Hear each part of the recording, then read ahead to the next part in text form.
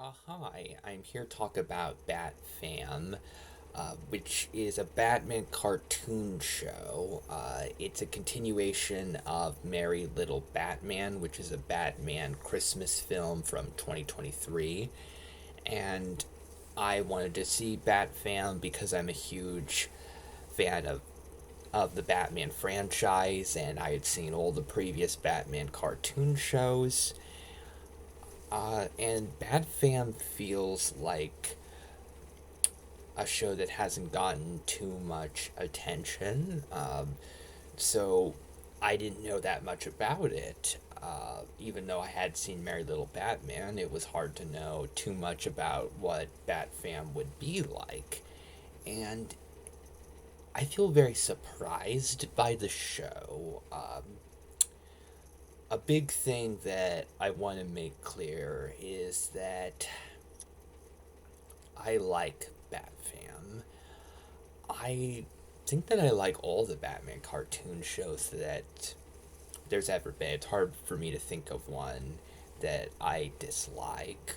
I think that Batman the Animated Series feels very definitive when it comes to Batman cartoon shows, and I think that a lot of the other Batman cartoon shows aren't quite to that level, but I've gotten enjoyment out of various different takes on Batman, and I think that there are a lot of Batman cartoon shows that are underrated. When it comes to Bat Fam, I don't think that it's one of the best Batman cartoon shows that there's ever been, but I do think that it's an entertaining show. And I don't think too many Batman fans would like the show, but I do want to give my personal opinions about Bat Fam. It's not what I would normally want Batman to be, but I do think that it works.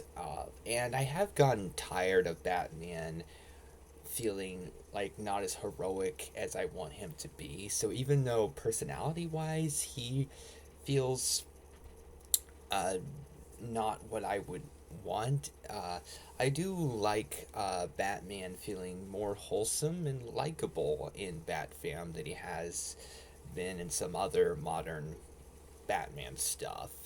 And Luke Wilson voicing Batman, I think that Luke Wilson does work as Batman in the context of Merry Little Batman and Bat Fam. I don't think that he would work as like the Batman from Batman the Animated Series or something like that. But for the wholesome comedic tone of a lot of the stuff in the character of Batman himself in Merry Little Batman Bat Fam, I think that it works. And I don't think that Bat Fam is wholesome overall, because there is some humor that's a little bit questionable. It does feel like one of the more uh, Batman shows made for kids overall, but I think in terms of being appropriate, I think it's on the level of like Teen Titans Go, and I could imagine people that don't like Teen Titans Go not liking Bat Fam, and I could also imagine people that like Teen Titans Go liking Bat Fam. And I do love Teen Titans Go for the most part. I do think there are certain jokes and episodes that don't work the best, but overall, I think it's a fun, hilarious show, and I think that Raven is incredible in it.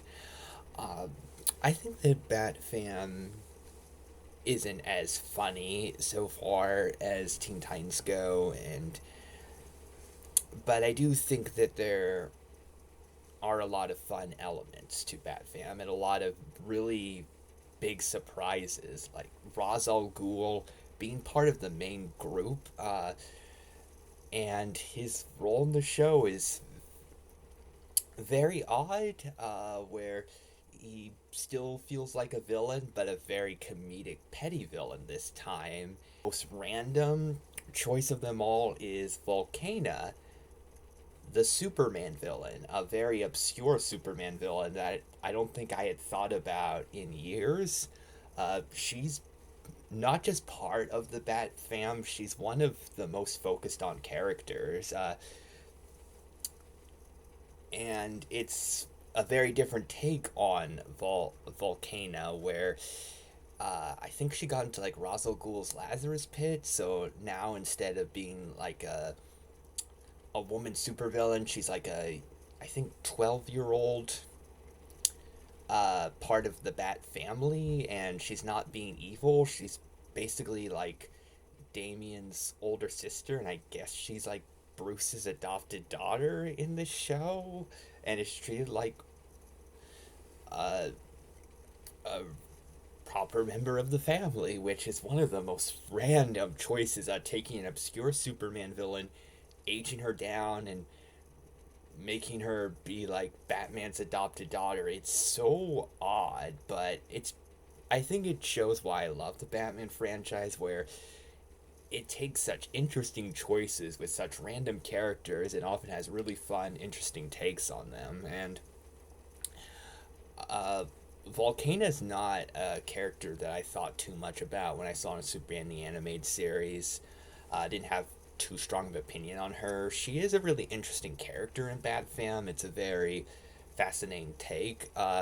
She does remind me a lot of Raven from Teen Titans. It makes you wonder why they didn't just use Raven, but the take on Volcana is really cool. It feels like something interesting and different for the Batman franchise.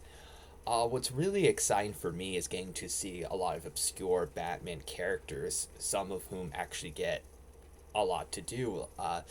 Seeing Professor McElroy, or as he calls himself, King Tut, show up is really cool, and not just seeing him show up briefly. Like, he shows up in more than one episode, and some of the humor involving him is some of the more lowbrow stuff that I'm not the biggest fan of, but there is some pretty interesting stuff involving him and some of the more obscure villains.